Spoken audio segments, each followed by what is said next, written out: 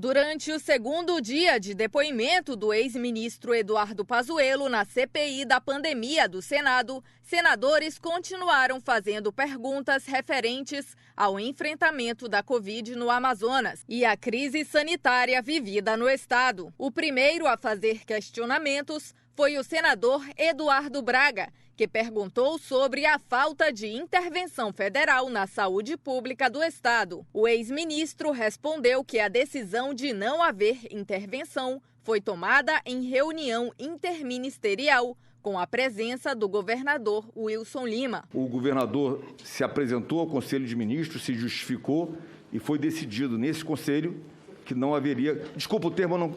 Eu quero retirar. O termo não é Conselho de Ministros. Na reunião de ministros, me desculpe.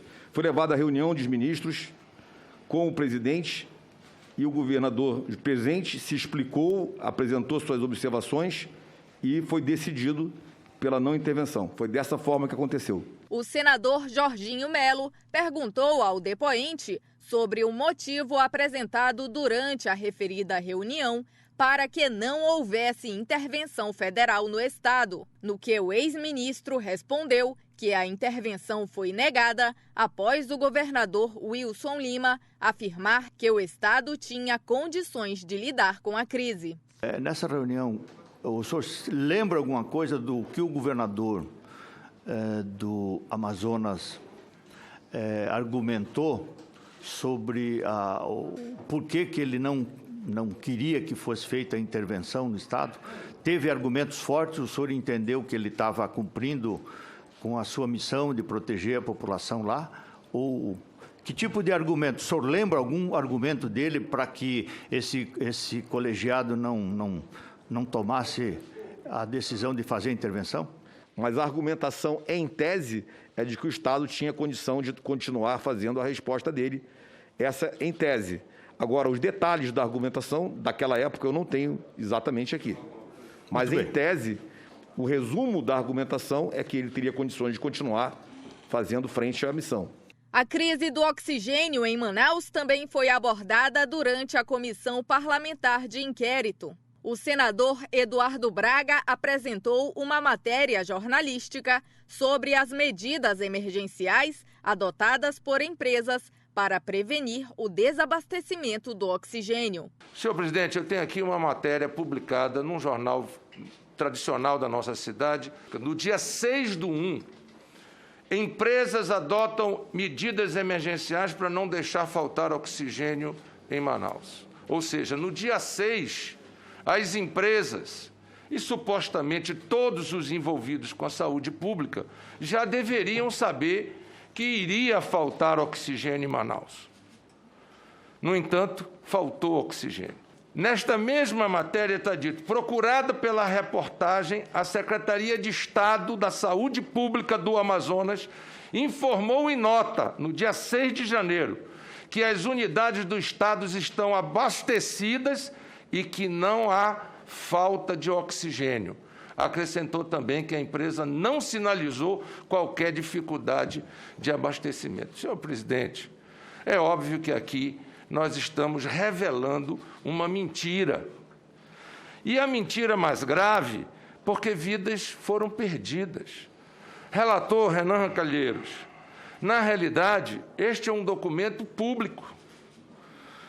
Eu pergunto, a quem o senhor, então, diante de todas essas colocações, atribui a responsabilidade pela falta de oxigênio em Manaus? O ex-ministro Pazuello atribuiu a responsabilidade da crise de oxigênio à Secretaria de Estado de Saúde, por não ter acompanhado de perto a produção e aumento do consumo do insumo. O senhor colocou aqui as observações de uma forma muito clara sobre a posição da Secretaria de Saúde no dia 6, que era exatamente o que traziam para nós, em Brasília. Nós somos abastecidos pelas informações das secretarias de saúde do Estado e dos municípios.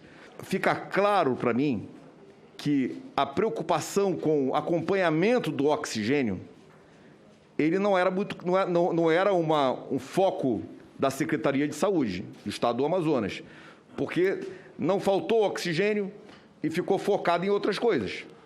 Então, o foco de observação, isso lá em dezembro ainda.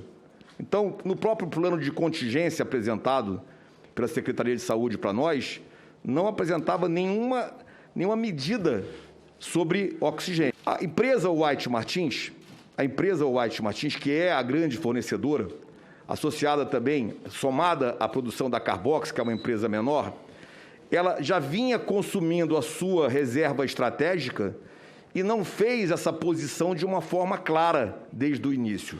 Começa aí a primeira posição de responsabilidade. O contraponto disso é o acompanhamento da Secretaria de Saúde, que não fez.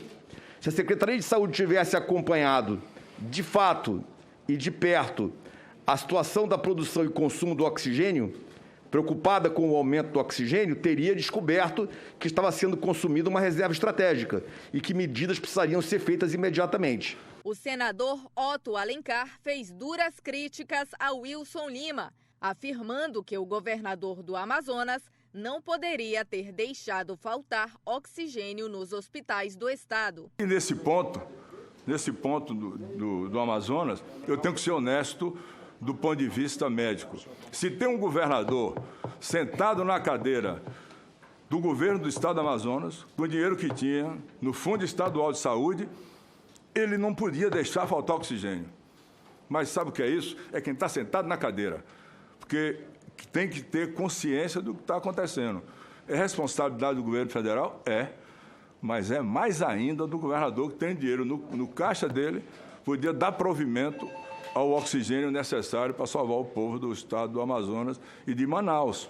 O senador Eduardo Braga também questionou Pazuello sobre o hospital de campanha Newton Lins.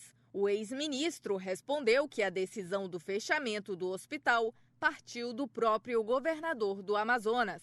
Quem autorizou fechar o hospital de campanha Newton Lins, na cidade de Manaus, que foi aberto em abril e foi fechado em julho de 2020? Tanto a abertura quanto o fechamento foi decisão do governador do estado do Amazonas. Então, presidente, é importante dizer que, no caso do Amazonas, cometeram um crime de responsabilidade para com o povo. Nós sabíamos que iríamos precisar deste hospital de campanha no Amazonas para salvar vidas. Durante discurso na CPI, a senadora Simone Tebet mencionou a falta de leitos em Manaus e os casos de pacientes do interior do Amazonas que precisaram ser amarrados ao serem entubados sem anestesia. Essa CPI é um grito das vítimas inocentes que partiram. É um grito para que nunca mais possamos ver cenas angustiantes de brasileiros asfixiando em Manaus, crianças tendo que se passar para outros estados por falta de leitos, para que nós não tenhamos mais aquelas cenas horripilantes de doentes amarrados com atas, como verdadeiras camisas de força para aguentar, suportar a dor de serem entubados sem um anestésico.